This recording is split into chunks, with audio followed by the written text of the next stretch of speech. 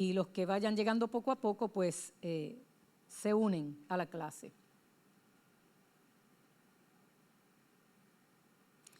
Amén. Vamos a estar de pie los hermanos que ya llegaron aquí. Yo sé que ustedes han orado en el plano personal, individual, pero siempre hacemos esta oración del grupo que haya llegado y de esa manera abrimos para comenzar la clase de hoy, que es la semana número 6 de 52 semanas con Jesús. Hoy es la número 6.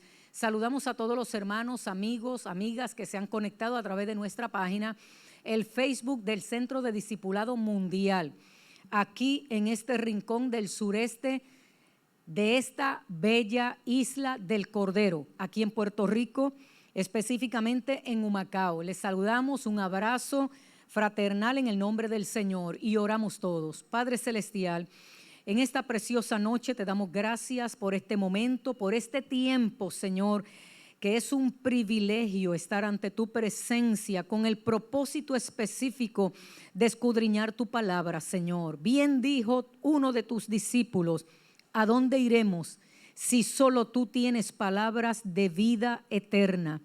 ¿A dónde iremos si solo tú eres el camino, la verdad y la vida? Solo tú provees la perfecta paz en medio de las tempestades de la vida. Tú nos impartes seguridad, tú nos impartes satisfacción. Tú estás presente en nuestras vidas, Señor amado. Tú eres nuestra fuente de provisión, sobre todo paz mental.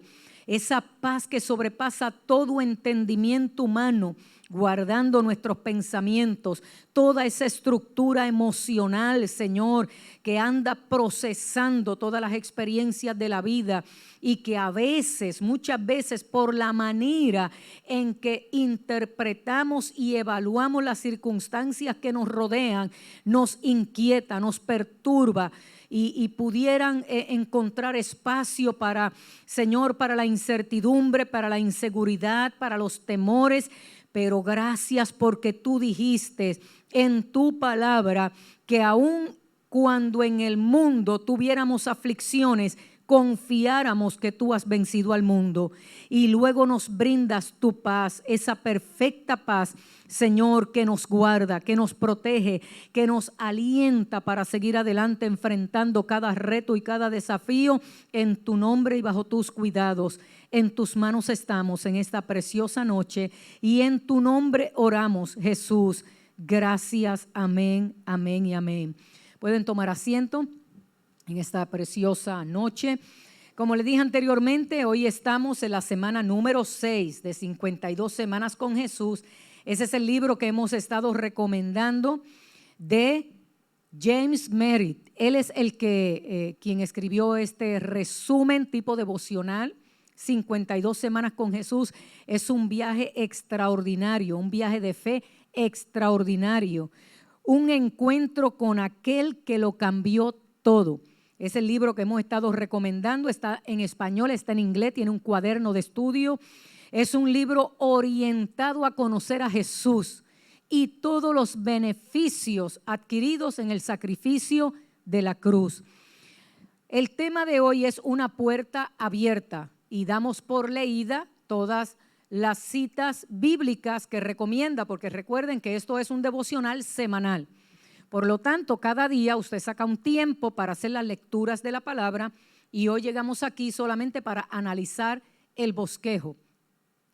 El autor nos recomienda Juan capítulo 10, versículo 1 al 10, Isaías 12, del 1 al 6, que es el capítulo completo, Hebreos 13, del 5 al 6, Juan 1, 9 al 12 y Colosenses 3, 1 al 4. Esas son las citas bíblicas recomendadas por el autor para que usted la lea durante la semana. Así que las damos por leída, simplemente vamos a de alguna manera acuñarlas a través de esta clase. Pero si usted está comenzando hoy con este estudio, no se preocupe. Usted va a agarrar la semana 6 y luego va a hacer lecturas de las semanas anteriores para que vaya actualizándose en estos estudios bíblicos. Una puerta abierta. En la lectura de Juan, específicamente capítulo 10 y versículo 1 al 10, nos está hablando a nosotros de un pasaje bíblico que hace una analogía de lo que es un redil y los elementos que componen ese redil. Y el autor del libro resalta el versículo 7 al 9, donde dice: de cierto os digo, yo soy la puerta de las ovejas. Todos los que antes de mí vinieron, ladrones son y salteadores, pero no los oyeron las ovejas. Yo soy la puerta. El que por mí entrare será salvo, y entrará y saldrá y hallará pastos. Ese es el versículo que resalta. Y la primera línea, y ahí me quiero concentrar quizás unos minutos extra al resto del bosquejo, dice: los oyentes del siglo I sabían exactamente lo que Jesús quería decir cuando hacía referencia a un redil. Díganme los que están aquí presentes, porque no puedo ver los que están a través de la cámara, ¿quiénes de ustedes han visto literalmente un redil? ¿Alguien ha ido a Israel que ha visto un redil, o a esas tierras de Oriente, o aquí en Puerto Rico? ¿Alguien ha visto un redil? Digo, yo no lo he visto, yo pregunto por si alguien lo ha visto, más allá de la televisión, algún documental o Discovery Channel o History Channel, yo no sé, pero yo no he visto un redil. Sí he visto ovejas en algunas fincas por ahí regaditas, pero como está hecho el redil, no lo he visto. Por lo tanto, el autor dice aquí: los oyentes de ese tiempo entendían perfectamente lo que Jesús estaba diciendo. Pero nosotros hoy, quizás esta porción bíblica pues nos es extraña, más allá de los estudios bíblicos que hayamos tomado de las ovejas, de las prédicas que hayamos escuchado de las ovejas, de algunos escritos bien poéticos que nos han llegado en cuanto al cuidado de una oveja. Es lo más cerca que nosotros pudiéramos tener para poder entender la dinámica del pastor de ovejas y el cuidado de ovejas. Ahora bien, esta lección completa está encerrada en ese capítulo 1, en ese capítulo 10 de Juan, y hace esa analogía. Y si nosotros nos dedicamos a escudriñar las escrituras, vamos a notar que cuando Dios hace referencia a su pueblo, en varios pasajes bíblicos del Antiguo Testamento, se dirige a ellos como ovejas. Se dirige a ellos como el pastor que cuida de ellas. Incluso los profetas inspirados por el Espíritu, especialmente creo que es Ezequías o Ezequiel, no recuerdo bien la cita, y esos dos nombres a veces los confundo, pero el asunto es que habla del pastor que abusa de las ovejas, que agarra su lana y negocia con ella, pero también habla de ovejas que se aprovechan, ¿no? Así que ese término de ovejas era usado constantemente en el Antiguo Testamento sobre el pueblo de Israel. Y hago esa salvedad y solamente agarro esa primera línea para, como decimos en Puerto Rico, agarrar con el asunto, porque en lo que a nosotros concierne, a ti y a mí, hoy como iglesia, escucha bien, esto nos sirve de referencia principalmente, que son las puertas que vamos a ver hoy, principalmente para entender el cuidado de Dios con nosotros, el celo de Dios y nuestra dependencia de nosotros a Dios. Pero eso no significa que nosotros debamos tener mentalidad de oveja. Hoy, a través de esta escritura, debemos tomar una decisión clara y consciente si yo voy a vivir mi vida cristiana con mentalidad de oveja o si yo quiero vivir mi vida cristiana con mentalidad de hijo. Porque lo que vino a hacer Jesús fue hacernos hijos de Dios. Por lo tanto, la referencia de la mentalidad de oveja es una persona, cuando vamos a describir la oveja como animal, en términos de animal, para ver la aplicación, es tonto. Es un animal que no tiene sentido de dirección. Escuche bien, no tiene sentido de dirección. Se considera que es tonto porque se deja envolver, entretener con cualquier asunto, desvía su atención. ¿Cómo es? Es presa fácil del lobo, es presa fácil del enemigo. Por eso, cada vez que en la palabra, el Antiguo Testamento, hacía referencia, y David, que era un pastor de ovejas, literalmente hace ese Salmo 23 que tanto citamos y que nos gusta, el Señor es mi pastor y nada me faltará. Está hablando desde la perspectiva de un pastor de ovejas comprometido al cuidado de esas ovejas, al punto que él dice, cuando un oso viene a atacarla, yo con mis propias manos lo he enfrentado y lo he despedazado. Cuando algún animal viene a hacerle frente a mis ovejas, yo me voy en cuerpo y alma para defenderla. Por lo tanto, si ese era el sentir de David como pastor de ovejas, pues él está diciendo, yo sé que el Señor tiene cuidado de mí y yo sé que Él me va a proveer, nada me faltará. Y sé que Él me lleva a pastos verdes. Él está haciendo ese análisis desde la mentalidad de un pastor de oveja en su relación de cuidado y dependencia de Dios. Amén. Igual nosotros podemos hacer referencia de eso, pero tenemos que tener claro que tenemos la mente de Cristo. Y la mente de Cristo no era mentalidad de oveja, era mentalidad de hijo. Porque tener mentalidad de oveja es todo el tiempo depender de qué me van a dar en la iglesia, que me van a enseñar de la Biblia, que me van a proveer, que es proveer, que el Señor me va a dar hoy, cómo el Señor me va a resolver los asuntos. Y no hay cierta responsabilidad en nuestros deberes como hijos de Dios. Jesucristo, el Hijo de Dios, con una mentalidad madura, porque dice la palabra del Hijo de Dios que crecía en estatura, en conocimiento y ciencia y en gracia. Lo mismo dice de Juan el Bautista. Por lo tanto, eso habla de madurez. Eso habla de madurez de carácter. Claro que como ovejas podemos usar ese ejemplo en nuestra dependencia de Dios y en nuestra confianza en este camino de fe. Pero Dios no quiere que tú te quedes con una mentalidad de oveja.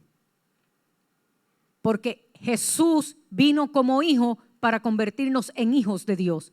Incluso Juan dice en un momento dado, ya no vas a tener necesidad de que te enseñen, porque la unción del unigénito Hijo de Dios está en ti. Y tú vas a aprender, y tú vas a entender.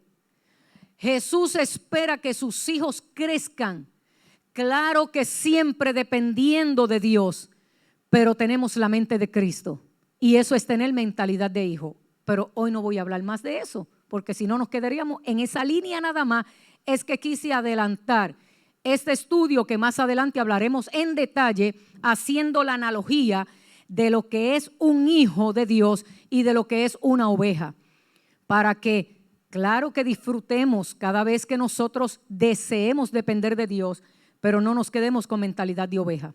Debemos tener mentalidad de hijos, con autoridad, con conocimiento, con madurez, con carácter, con determinación, porque Jesucristo vino a hacer con nosotros, mis amados, fue restaurar la relación que se perdió en el Edén. Y Adán no era oveja, era hijo. Por lo tanto, desde Adán hasta Cristo se usa el término oveja porque era un pueblo inmaduro, desobediente, propenso ¿a qué? A desviarse de la ruta, propenso a ser seducido por otras enseñanzas, propensos a pecar. Pero cuando llega Cristo y retoma el plan que se estableció desde el Edén, recupera esa relación que se perdió en el Edén y ahora les llama hijos. Fíjense que en Juan capítulo 1 dice, a lo suyo vino, ¿a qué? A rescatar aquellas ovejas desorientadas, desobedientes y sin sentido de dirección. Pero a todo el que les reciba, judío o no, ¿qué hizo él? Los convirtió en hijos. los acercó al Padre y los acercó como siervos, y de siervos amigos y de amigos a hijos. Por lo tanto, tú y yo no podemos quedarnos con la mentalidad de oveja, de falta de dirección, de siempre depender de que Dios me resuelva todos los problemas y que la iglesia me supla para todas mis necesidades, porque eso es mentalidad de oveja. Tú eres un ministro de nuevo pacto en el Señor. Tú eres un ministro de nuevo pacto en el Señor. Por lo tanto, tú y yo estamos llamados a trascender de mentalidad de oveja a mentalidad de hijo, con una relación de amor libre y voluntaria con Dios.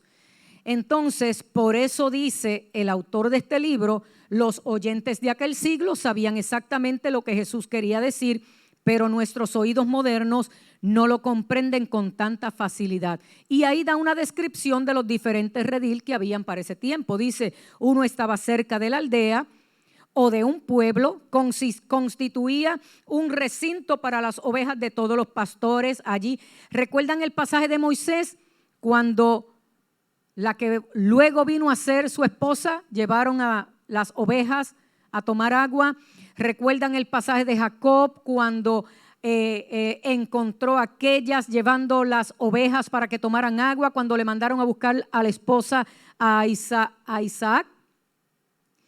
Un lugar donde todos los pastores podían reunir sus ovejas, ahí tomaban agua de ese estanque, ahí las juntaban, se alimentaban, pero había otro tipo de redil que estaba en las colinas, lejos de cualquier aldea. Dice, era como con un muro y había una apertura pequeña de más o menos 1,5 metros de ancho, por las cuales las ovejas entraban en la noche y el pastor se acostaba frente a esa apertura y se convertía en la puerta para el rebaño. Por eso el rebaño estaba tranquilo y en paz, porque el pastor dormía ahí, reposaba ahí, en la entrada pequeña. Ellas se sentían seguras.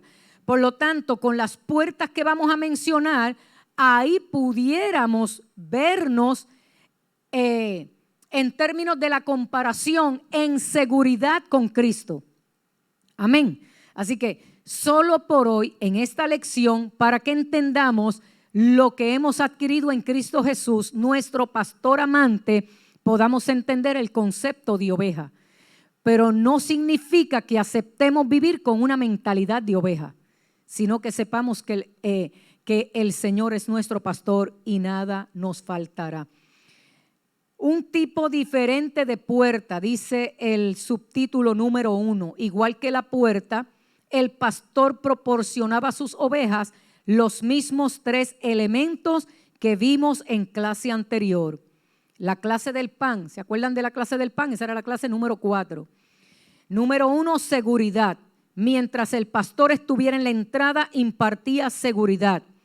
También les daba significado, porque ellas sabían que eran importantes para el pastor, porque él las cuidaba. Y satisfacción, porque les proporcionaba alimento y agua. Por lo tanto, el Señor es la fuente de toda provisión. Y es importante saber que dependemos de Él. No, aquí no existe autodidactas ni autosuficiencia. En el camino de la fe, esto es gracia sobre gracia y dependemos del Señor. Amén. Eso es ciertísimo.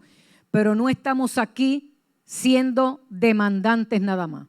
Las personas que tienen mentalidad de oveja llegan a las iglesias con demandas nada más, pero no participan en el servir. Solo llegan para que suplan sus necesidades, para que les resuelvan sus problemas y para que estén todo el tiempo disponibles. Eso es una mentalidad de oveja. Nosotros estamos aquí para ser ofertantes, para decirle en qué el Señor puede contar conmigo, en qué puedo servir, en qué puedo ayudar. La gratitud es elemento indispensable a la hora de servir, porque el servicio habla de mi gratitud al Señor. Entonces, esas 3 puertas son las que vamos a ver a través de esta clase. En la puerta de la seguridad nos habla la palabra del Señor y nos trae aquí precisamente el ejemplo en Juan 10, versículos 9 al 10. Como les dije anteriormente, los damos por leído. Igual en Hebreos 13, 5 al 6. esas dos porciones bíblicas. Dice, el pastor era responsable de cerciorarse que las ovejas se sintieran seguras. Lobos y ladrones llegaban en la noche, ya sea para comer o para robarse las ovejas. El rebaño podía descansar solo si sabía que su pastor estaba protegiéndolas, arriesgando su propia vida. Por lo tanto, ahí estaba el pastor, impartiendo seguridad.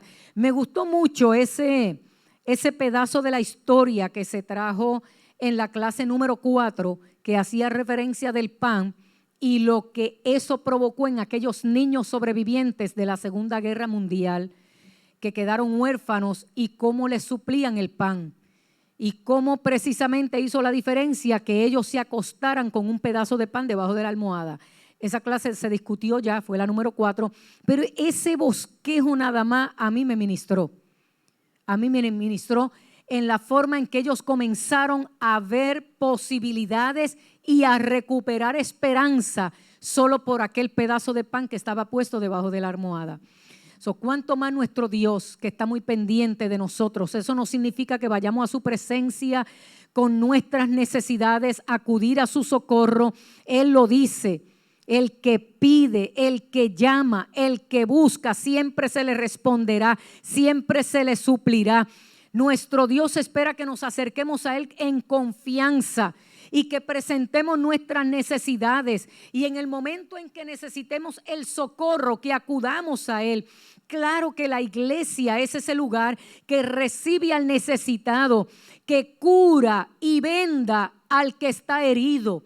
Claro que la iglesia debe responder a esas necesidades y una vez responda tiene que enseñar a esa oveja que ya está recuperada que ahora se convierta en hijo y que tenga mentalidad de hijo.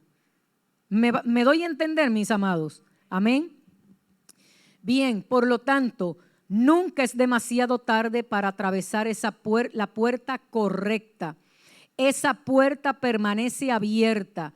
Y puedes entrar cuando quieras sabiendo que Jesús mismo te protegerá y te sustentará. Y la porción bíblica dice, el que entre a través de mí, como dijo Jesús, yo soy la puerta, el que por mí entrare será salvo. Entrará y saldrá y hallará pastos. Cuando dice que entrará y saldrá y hallará pasto, es que siempre tendrá dirección. Siempre será guiado. El entrar y salir no es que va a entrar y salir al cuerpo de Cristo y entro a la iglesia y me salgo de la iglesia y me enzorro. Bueno, Jesucristo dijo que si yo entraba por Él, yo puedo entrar y salir. No, eso no es lo que dice ahí, ¿saben? Eso no es lo que dice ahí. Es que Él mismo es la puerta, por lo tanto, Él siempre se va a asegurar que tú puedas entrar a reposar, pero que también tú puedas salir a alimentarte. Por lo tanto, Él te guiará no solo en tu reposo, sino que te guiará también en tu actividad cotidiana, en tu diario vivir. Por lo tanto, Él mismo te protegerá y Él mismo te sustentará. Vamos a ver qué es lo que dice en Hebreo como resultado de esa seguridad que tenemos en Cristo Jesús. Dice el autor de Hebreos en capítulo 13. Me regalan estos segundos para buscar la cita. Capítulo 13 y versículos 5 y 6. Sean vuestras costumbres sin avaricia, contentos con lo que tenéis ahora, porque Él dijo, no te desampararé ni te dejaré. De manera que podemos decir confiadamente, el Señor es mi ayudador, no temeré lo que me pueda hacer el hombre. Él mismo dice, no te dejaré, no te desampararé. El Señor es mi ayudador, no temeré lo que pueda hacer el hombre. Así que esa es la puerta de seguridad. En términos de nuestra relación con Dios, con mentalidad de hijo, contamos con esa seguridad divina. Con el Dios que nos cuida, que nos provee, que nos suple, que nos da consejo y que nos ayuda a tomar decisiones. El Dios que nos dice acérquense confiadamente al trono de la gracia. Acérquense con corazón sincero. Es el mismo que dice no te dejaré, no te desampararé. está la puerta del significado.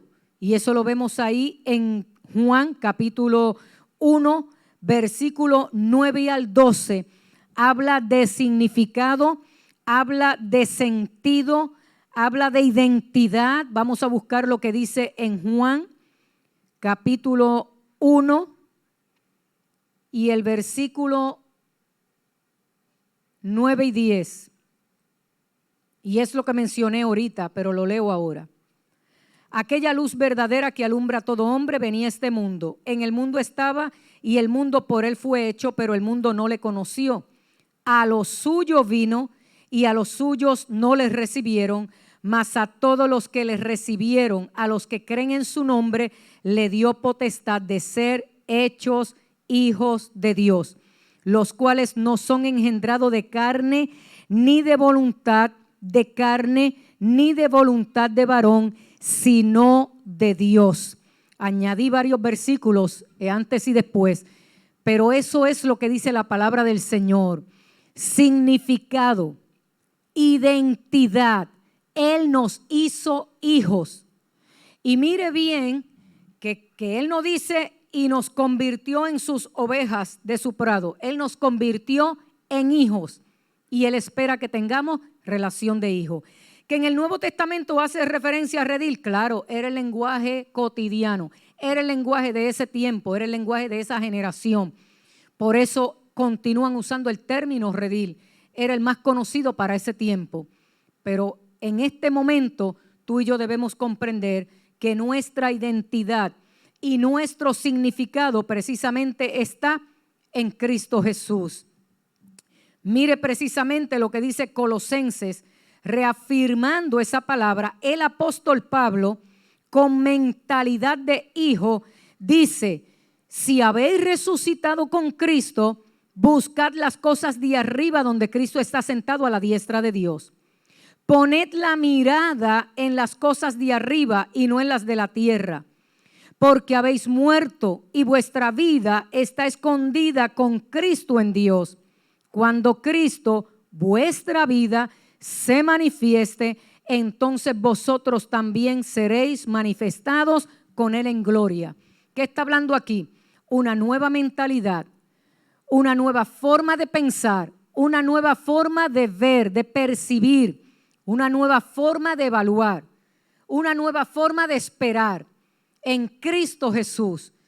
Por lo tanto, nosotros, y dice, creo que es en los Hechos de los Apóstoles o alguno de los evangelistas, no tengo la cita aquí ahora mismo, que dice: y vendré también a las otras ovejas del rebaño. No tiene nada que ver con esa iglesia que se levantó que se llama las otras ovejas del rebaño, ¿saben? Eso no tiene nada que ver con esas otras ovejas de ese rebaño, de quien sea el rebaño.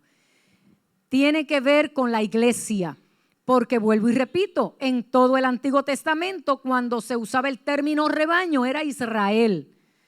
Por lo tanto, cuando habla de viña, habla de Israel. Pero tanto la mención de la viña del Señor en el Nuevo Testamento, la que fue arrancada y luego fue plantada otra viña, pues está haciendo referencia de la iglesia. Ovejas de otro rebaño. Bueno, el autor de ese libro lo que habla es entonces de la iglesia. Pero cuando Jesús se refiere a su iglesia, al cuerpo, que lo habla en revelación a través del apóstol Pablo, está hablando de hijos. Hijos con mentalidad de hijos. Entonces Pablo dice: ahora que estamos en Cristo, el Hijo de Dios, Él nos ha dado una nueva mentalidad. Él nos ha dado la mente de Cristo. Y eso implica una nueva mentalidad, una nueva forma de pensar, una nueva forma de percibir, de ver las cosas, de interpretar la vida. Eso no significa que nuestras circunstancias sean diferentes a las circunstancias de alguien que no tiene a Cristo. Lo dijimos aquí el domingo y reforzamos la palabra de Miguelo. La palabra dice que un hombre prudente edificó su casa sobre la arena. Un hombre insensato, un hombre prudente edificó sobre la roca, un insensato sobre la arena. Y dice que para ambos se desató la tempestad y se levantó el río y sopló el viento. Pero el que edificó sobre la arena se destruyó su casa. El que edificó sobre la roca se mantuvo firme. Eso no significa que los huracanes como el de María se lleven las casas de los cristianos y de los no cristianos. No, ese huracán probó que arrasó con casas de hijos de Dios y no hijos de Dios y arrasó con medio mundo. Con empresarios y con pobres, ahí el huracán no escatimó ni identificó quién puede y quién no puede. Aquí lo que quiere decir es, si tú vas a construir tu vida bajo tus propios términos, bajo tus propias condiciones, bajo tus propios plataformas de vida, pensamientos, no hay garantía de que tú puedas permanecer firme sin afectarte. Pero si tú vas a edificar tu vida bajo los principios de Dios, conforme a su palabra, creyendo y confiando en Él, la misma tempestad que le toque al otro te va a tocar a ti, pero tú vas a permanecer firme. ¿Sabes por qué? Porque Dios no va a enmendar las circunstancias de la vida para ser favorable a los hijos de Él. Él va a estar firme con sus hijos. Él va a estar dentro de nosotros por medio de su Santo Espíritu, ayudándonos a darle el significado correcto a las cosas que nos rodean, el sentido correcto. Y cuando tú le das el sentido correcto, tú creces, tú te afirmas, tú aprendes a manejar con las tempestades de la vida. Tú aprendes a aferrarte al Dios que cuida de ti, que te imparte seguridad y que estará presente contigo todos los días, como dice esta palabra. No te dejaré, no te desampararé. Yo voy a ser tu ayudador. Entonces, mis amados hermanos, esa es la diferencia. Por eso la puerta del significado es que no solo nos imparte seguridad, acompañándonos todos los días, como bien dijo, yo estaré con vosotros todos los días hasta el fin del mundo, sino que también cumple la promesa de darnos un significado correcto de la vida, un significado correcto de nosotros poder enfrentar las decisiones que tenemos que enfrentar, los cambios que tenemos que enfrentar, los desafíos que tenemos que enfrentar. Un nuevo significado. Él es la puerta de ese nuevo sentido, de ese nuevo significado. Dijo Jesús, el ladrón no viene sino para hurtar, matar y destruir. Cuando atraviesas las puertas llamadas Jesús, todo cambia. Él continúa declarando, yo he venido para que tengan vida y para que la tengan en abundancia. Jesús te puso aquí con la finalidad de que vivieras para Él y te ofrece el propósito que has estado añorando. Eso es precisamente significado. Eso es darle sentido y significado a tu vida ante lo que sea que pudieras estar enfrentando. Y está la puerta de la satisfacción, que esto va paralelo con la lección 4. La puerta de la satisfacción. Y si algo puede hablar de la puerta de la satisfacción, es ese capítulo 12 de Isaías. Mire, eso es un cántico, es una invitación de gratitud, de celebración, porque el que está seguro en Cristo, el que ha entrado por la puerta correcta, que es Cristo Jesús, y en Él como hijo, con la misma relación que Jesús tuvo con el Padre, que tú puedas tener esa misma relación con el Padre, esa relación de amor, esa seguridad de la salvación, esa seguridad de que tú eres hijo, como dice la palabra, y el Espíritu da testimonio a nuestro espíritu de que somos sus hijos. Por lo cual clamamos, Abba, Padre. ¿Sabe lo que eso significa? Es un término de confianza y de autoridad. Abba, Padre. Es como decir, Él es mi Padre y tiene autoridad sobre mí, pero Él es con quien yo me río, Él es con quien yo me tomo el café, Él es mi amigo, Él es mi confidente. Es ese balance entre esa confianza de paternal, pero también esa figura de autoridad. Él sigue siendo la autoridad suprema, pero como Padre, Él nos invita a tener una relación de confianza, por lo cual clamamos, Abba, Padre. Esa confianza solamente nos las da el Espíritu Santo que mora en nosotros, que da testimonio de que somos hijos y que podemos acercarnos con la plena confianza de que Él nos escucha. Por lo tanto, eso trae un gran significado a nuestra vida. Y está la puerta de la satisfacción. Dice, en aquel día dirás, cantaré al Señor, oh Jehová, porque aunque te enojaste contra mí, tu indignación se apartó y me has consolado. He aquí, Dios es salvación mía. Me aseguraré y no temeré, porque mi fortaleza y mi canción es Jehová, quien ha sido salvación para mí. Saciaréis con gozo aguas de las fuentes de la salvación. Y diréis en aquel día, cantad a Jehová, aclamad su nombre, haced célebres en los pueblos sus obras. Recordad que su nombre es engrandecido. Cantad salmos a Jehová, porque ha hecho cosas magníficas. Sea sabido esto por toda la tierra. Regocíjate y canta, oh moradora de Sión, porque grande es en medio de ti el Santo de Israel. Ese es un cántico de victoria, es un cántico de plenitud de una vida agradecida. Y vea que las circunstancias bajo las cuales se encontraba el pueblo de Israel era cautiverio. Estaba en tierras ajenas, estaban dispersos. El profeta es inspirado por Dios para redactar este cántico de satisfacción, de gratitud, de celebración, cuando todavía no había visto la victoria en su vida, cuando todavía no habían regresado a sus tierras. Pero ahí el Espíritu lo inspira a proclamar esa palabra, la puerta de la satisfacción. Solo Jesús puede satisfacer todas nuestras necesidades. Necesidad de seguridad, Jesucristo es el camino. Necesidad de significado y sentido a la vida, Jesús es la puerta. Necesidad de satisfacción, de encontrarle alegría y gozo y sazón a esta vida, Jesús es la puerta. Jesús es la puerta. Él lo dijo, yo soy la puerta. Y el que por mí entrare va a encontrar satisfecha esas tres necesidades.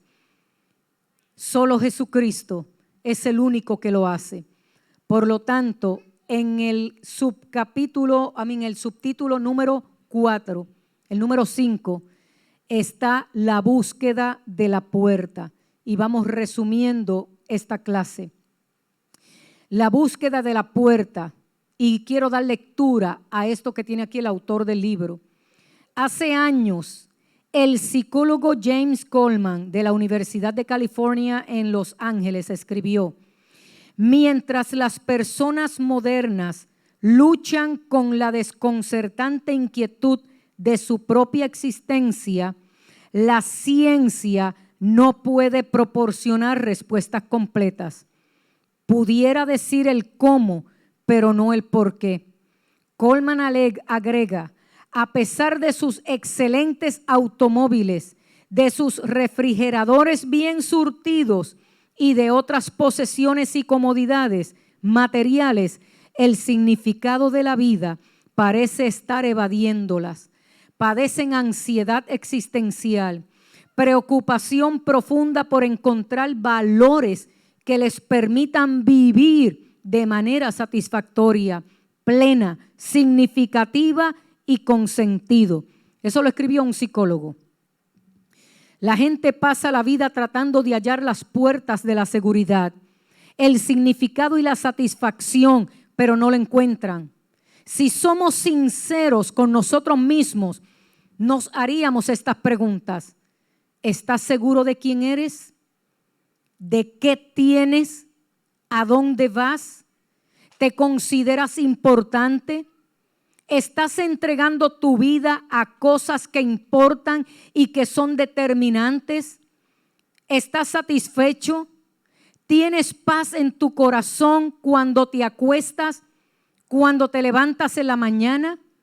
Y luego dice él aquí, si realmente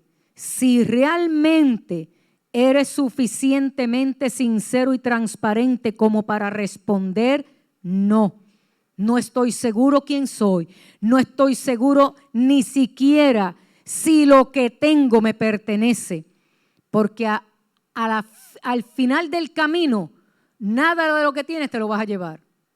Una vez partas de esta vida, nada de lo que tienes. Si has contestado no estoy satisfecho, no tengo paz en mi corazón. En las noches me perturban los sueños, me da insomnio, me asaltan pensamientos distorsionados, negativos, obsesivos, que se quedan ahí de manera circular. No, tengo que responder con no. En las preguntas que estás haciendo, no tengo paz en mi interior. Y aun cuando me levanto en la mañana, solo la ansiedad se apodera de mis pensamientos y de mi estado de ánimo. Me abraza un miedo y un temor que no sé ni siquiera cuál es el origen, aunque sí sabemos cuál es el origen. ¿Dónde estás ocupando tus pensamientos? ¿Cuánta atención le estás dando a ese pensamiento de miedo, de temor, de incertidumbre? Lo que te causa el distrés o el estrés negativo que te enferma. Porque si algo hemos aprendido, y por eso comencé diciendo, debemos tener mentalidad de hijo, no de oveja. Si algo hemos aprendido es que las ansiedades, que las depresiones, muchas de ellas tienen su origen en nuestra forma de pensar, en la manera en que estamos pensando sobre lo que estamos enfrentando en la vida. Muchas de nuestras ansiedades, muchos de nuestros temores y miedos no son necesariamente por lo que nos rodean, sino por la manera en que analizamos lo que nos rodea, la manera en que pensamos las cosas, porque ya hemos aprendido que la actividad de pensar genera todo un proceso de neurotransmisores que son los que alimentan las sensaciones que se conocen como emociones. Por lo tanto, si mi estado de ánimo es ansiedad, primero tengo que pensar o evaluar en qué estoy pensando. ¿Saben la expresión que usa mucho Pablo? Piensa en lo que estás pensando, porque pensar es más importante de lo que piensas. Por lo tanto, muchas veces esas ansiedades, esas inseguridades, esos temores vienen por la manera en que estamos analizando los asuntos que nos rodean. Y damos espacio. O sea, decimos, pero es que ahora mismo yo pensé en un versículo bíblico. ¿Y por qué todavía me siento ansiosa? Yo pienso en las promesas de Dios. Mire, esto es como el café negro. Si usted echa café negro en una taza, digamos que este sea el café negro, y luego usted lo pone en una pluma de agua, instantáneamente no se va a ver así. ¿Cómo se va a ver? Se va a ver el proceso en que se va a diluir. Y de esa tonalidad negra, bueno, si es doble shot como los de Fepo, encafeteando, o un doble shot como los de Dani en guayaba tostada, sin crema y sin leche, pues bien oscurito. Pero si usted le comienza a echar agua, no se va a poner clarito, va a comenzar a coger una tonalidad marrón, y de marrón va a comenzar a diluir. Pero si usted deja el grifo ahí abierto, que no lo va a hacer, porque usted no lo va a hacer, no va a desperdiciar el agua, pero supongamos, va a comenzar a diluir hasta que finalmente lo que va a quedar es el agua cristalina. Por lo tanto, cuando le asalta un pensamiento negativo, automáticamente hay una descarga de neurotransmisores que van a dejar esa contaminación, lo que llamamos sensación.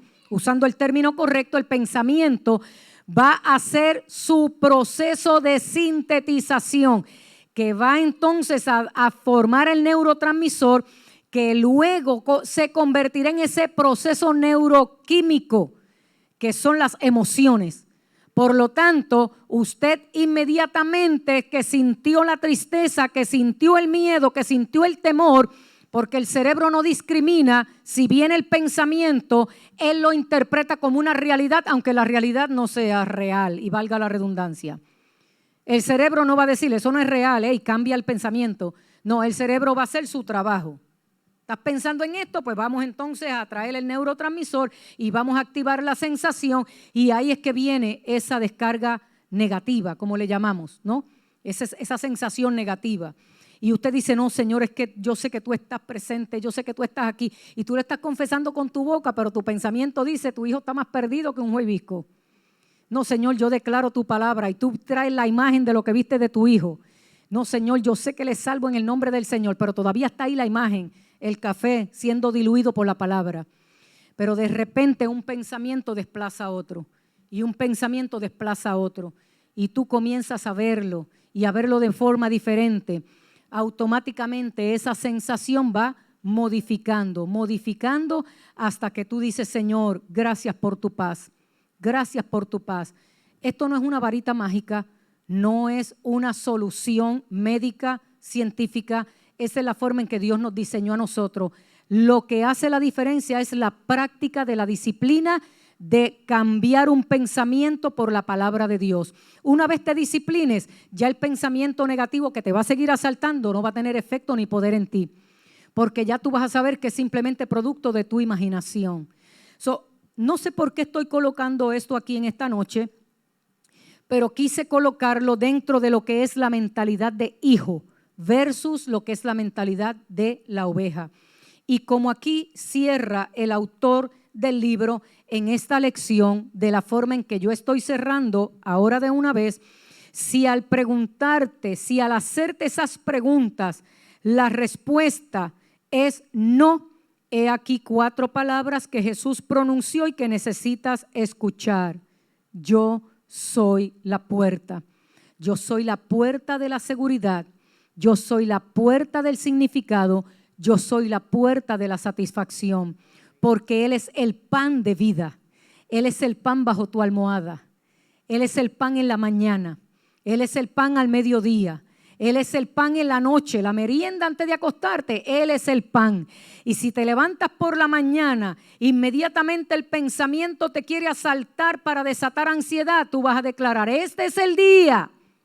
Mira, si lo tienes que decir en voz audible, dilo. Este es el día que hizo el Señor para gozarme y alegrarme en Él. Él hizo este día para que yo me goce y me alegre en Él. Yo decido gozarme y yo decido alegrarme en Él. Y por la noche, Él es el pan, la palabra. Él es el pan, el alimento. Él es el pan, que es la seguridad. En la noche tú vas a decir, en paz me acostaré y asimismo dormiré, porque solo tú, Jehová, me haces estar confiado. Yo me acosté y dormí porque el Señor velaba mis sueños. El pan en la mañana, el pan al mediodía, el pan en la noche. Ese es Jesús.